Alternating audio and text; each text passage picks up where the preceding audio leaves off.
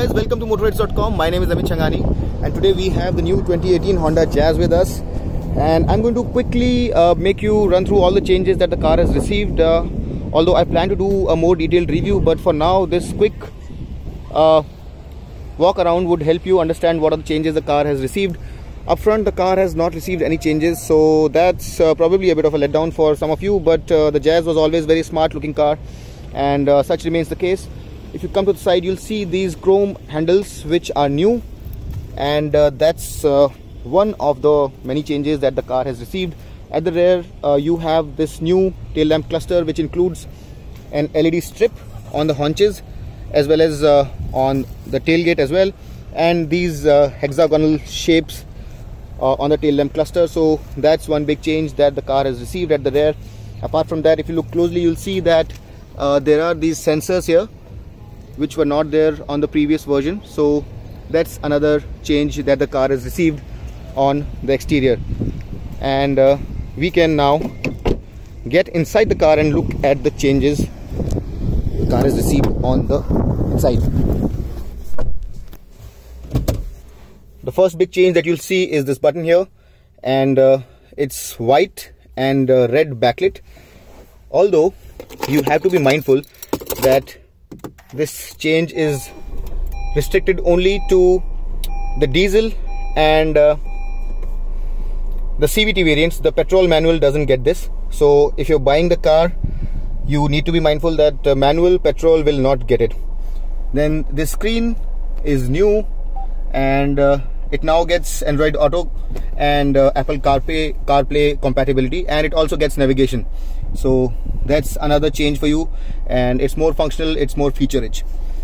Here you have the USB socket which would allow you to connect your phone and enable Android Auto.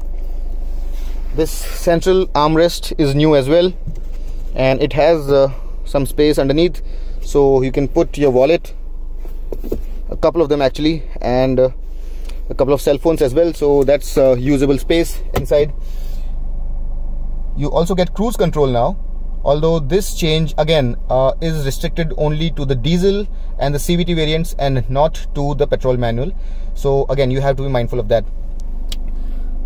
This button to central lock manually was not there before, it's there now, so this is another change, and the central locking is now speed sensitive, so when you're driving after a certain speed, the doors will lock themselves. Apart from that, the space inside is very generous, as always has been the case. The fit and finish is very good, although it's not the best in class, but there is nothing to complain about either. These open spaces here are very useful. You can just throw whatever you want inside. It's pretty spacious. It can swallow 2 wallets or 2 big cell phones without a problem. You have 2 cup holders here and 1 cup holder here, and you also have the space in the door panel, so you can store a full 1 liter bottle here without any problem. So that's that up front, and let's move to the rear to see what are the changes there. At the rear, the space is as generous as ever, and there is no issue whatsoever in terms of the headroom. Plenty of headroom. Legroom is very generous, and the Jazz has always been one of the most spacious hatchbacks in the country, and such is the case even now. There is minimal intrusion here, and this means that with the width of the car, you can actually seat 3 abreast without any problem. And let me just give you a view of the seat from the outside. Now, one thing that you would be interested in, let me just show you. It's an important change which is a bit of a downgrade in my opinion. So this is the VX variant, and this seat is now not the magic seat as it used to be before. It doesn't completely fall flat, and it's not split. So it's a single piece now, and it's not the magic seat anymore. So that's a bit of a downgrade for those who wanted to buy the VX variant, although in the V variant that was not available before as well, and is not available now. So those who wanted to buy the V variant don't need to bother at all. Let me just give you a view of the interior from the rear. This is how the interior looks now. Not much different from before, but that screen brings a bit of a change, and the buttons on the steering are also a bit different.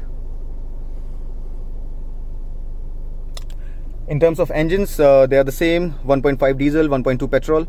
The diesel produces 99 HP of power and 200 Newton meters of torque. The petrol gets 89 HP and 110 Newton meters of torque. The petrol is available in CVT, the diesel is not.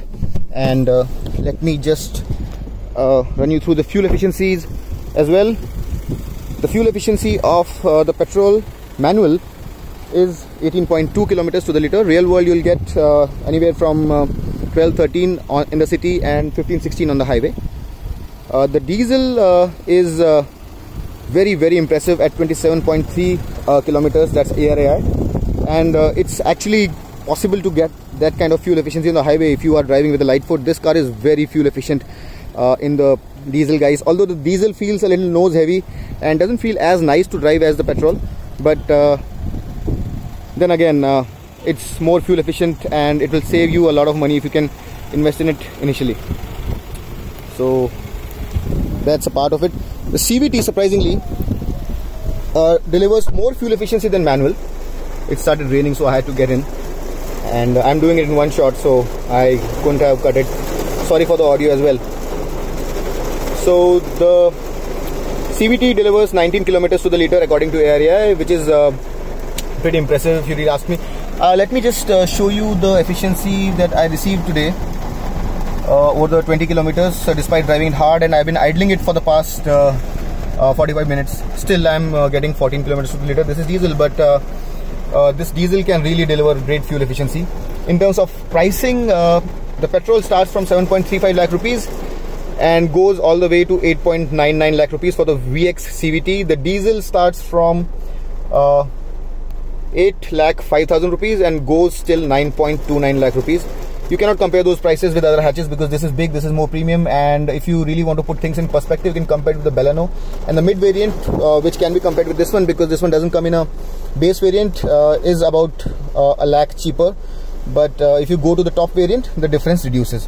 So that's that, guys. This is the 2018 Honda Jazz for you. And if you want a big spacious hatch for yourself, we still think that this is incomparable, especially in terms of the comfort. It's not exactly a driver's car, but very well suited for a family. So if it's a hatch that you want compulsorily and you want it to be big and comfortable, then this is a very good option, continues to be a very good option, and you can consider it.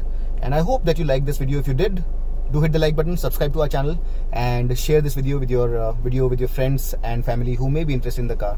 Thanks a lot for watching. This is Amit Changani signing off, and until next time, then, this is until next time, rev hard, rev free, and drive safe.